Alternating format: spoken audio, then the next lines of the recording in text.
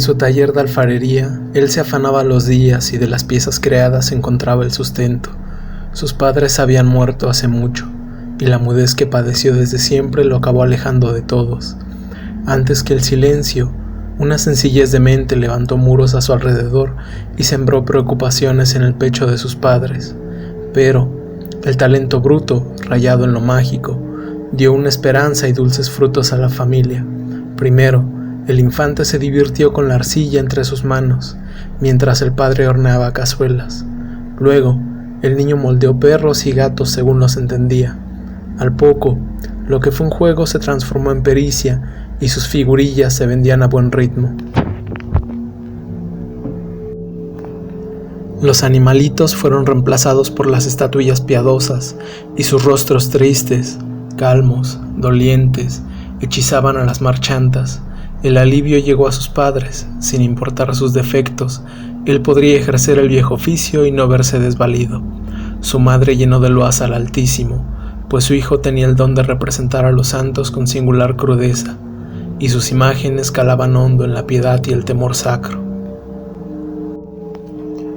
Incluso, ella dio gracias de la simpleza y mudez con que su hijo nació, pues el pensamiento le permanecería inocente, como dice el libro.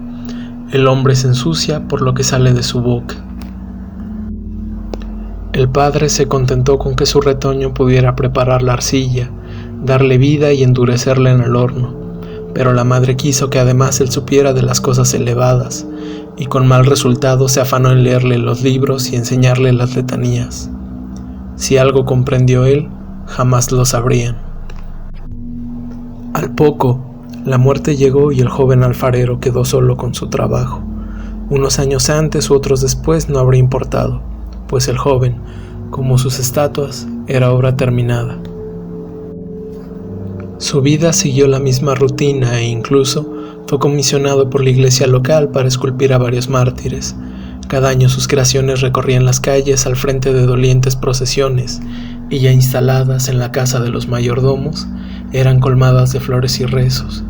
La fama de estas figuras creció y la gente de los poblados cercanos comenzó a peregrinar para verlas. Entonces, las fiestas atrajeron el fervor extremo y siguiendo los mártires, iban de rodillas los creyentes. Otros más se azotaban la espalda con varas muy delgadas, pintando de sangre las calles. Por capricho fue esto y por instinto se recibían las figuras santas, pero ya no se les rodeaba de veladoras, dejándolas reposar en la tiniebla, donde era difícil ver sus rostros. Malas lenguas, por intuición, culparon al alfarero por el efecto que sus estatuas causaban y de sus enfermedades y talentos. Responsabilizaron a los espíritus malignos y sus pactos. Algo les llevas, algo te dan, rezaban en voz baja y hacían ademán de cortarse la lengua. Los suplicios durante las procesiones se intensificaron y las habladurías hicieron la sangre aún más escandalosa. De buen ojo y gran entendedor, el párroco de la localidad retiró las estatuas de las procesiones y volvieron a realizarse con pinturas. En la iglesia, los mártires dolientes ocultaron sus rostros en la penumbra de nichos profundos y ahí su culto moderó en intensidad. A lo sumo, a ojos del párroco, todo se debió a la descomunal maestría del alfarero mudo, soplando al corazón de los creyentes. Si bien el secreto no era tal y la discreción del párroco previno que estas deducciones tomaran aún más fuerza, las figurillas sacras del alfarero cayeron del gusto popular y sus ingresos mermaron. Aún más, la leve relación con los demás pobladores decayó y las pequeñas representaciones de animales que servían de juguete a los niños también fueron abandonadas. El alfarero regresó a hornear vasijas, tazas y ollas, pero éstas tampoco vendían ya. Es como comer de sus manos, decían, y sus manos fueron tocadas por el maligno. Las condiciones del alfarero se deterioraron. Se volvió común verlo caminar por la azotea de su casa y ya entrada la madrugada, por los campos agrestes. Su boca se movía con denuedo a todas horas, pero nadie supo nunca qué decía o a quién rezaba, y bien pensado. Tampoco sabían qué diligencias había de antiguo en su cabeza. Hubo noches en que, sentado en una silla, desde la azotea de su casa trabó discurso con la luna. Unos cuantos quisieron saber qué palabras intercambiaban y otros prefirieron aquel monólogo silencioso. Por aquellas fechas las manos del alfarero volvieron a su labor, aunque su taller se encontrara repleto de piezas sin vender, y de este periodo surgió un desfile de figurines quiméricos. Eran estos producto de un infante que no conoce el mundo, o bien el reflejo del capricho oniroide. Ellos le dieron su don para que lo sirviera, decían. A pesar de las habladas, había quienes diario pasaban por el taller para ver, aún a la distancia, las extrañas figuras que el alfarero moldeaba, y cada quien las platicaba a quien quisiera saber como su entendimiento le permitía, pues no había partes en ellas que pudieran nombrar claramente. De algún lado y de algún modo, el alfarero obtuvo el diseño para una de esas cámaras que funcionan un tanto como proyectores para ver los eclipses, donde la luz entra por la parte de atrás y golpea un recuadro especial para ver el fenómeno cósmico sin dañarse la vista. Él construyó este artefacto en una suerte de vasija con forma de huevo, en la cual podía meter su cabeza como si fuera un casco, con la parte angosta en su cuello y la amplia arriba y hacia atrás, simulando un cráneo deforme. Con esta contracción pasó las noches sentado de espalda a la luna, viendo las sombras proyectadas a la altura de sus ojos, frutos de la luz que entra por la parte de atrás en un agujero cerca del fragmento superior. Cuando el párroco tuvo el artefacto en sus manos, tiempo después, descubrió que el interior poseía relieves circulares y extraños, como si de un laberinto se tratase o de la configuración de un panal imposible. Cavilando sobre la posible función de esos trazados, el párroco no pudo evitar unirlos al diseño de las orejas humanas. En conjunto, el casco parecía tener la función de agudizar los sentidos, permitir la vista de algo que no puede ser visto directamente y magnificar el oído para alcanzar alguna frecuencia fugaz. El alfarero pasó las noches a la intemperie, encerrado en aquel casco de extraña manufactura, y sus días dando forma a las extrañas visiones que tanto lo cautivaron.